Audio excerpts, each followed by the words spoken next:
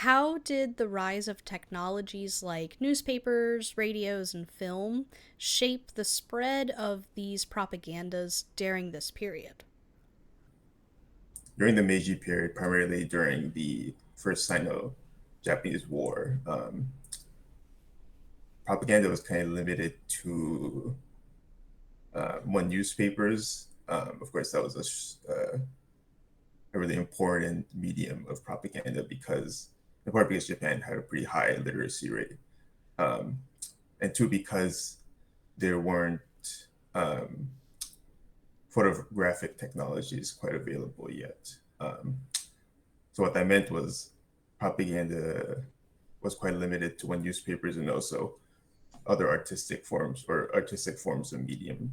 Primarily, one that I focus on in the book is nishikie. This is a kind of woodblock print, um, which is really popular in Japan at the time, um, in terms of just in popular culture, not just in terms of propaganda.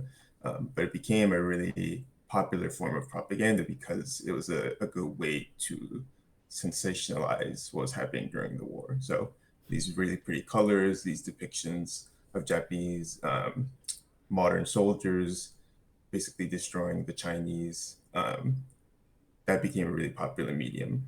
This changed quite a bit during the Russo-Japanese War in 1904 and '05, when photography became a more popular and accessible medium. So before, of course, photography existed, but you couldn't really use it in the war front because it couldn't really capture chaotic images or kind of it wasn't very portable either. So once it became portable, a lot of people used it to depict the military in a more accurate light, so to speak. Um, so it kind of changed from this more artistic, sensationalized view to a different form um, that was more real to some degree, if that makes sense. That does.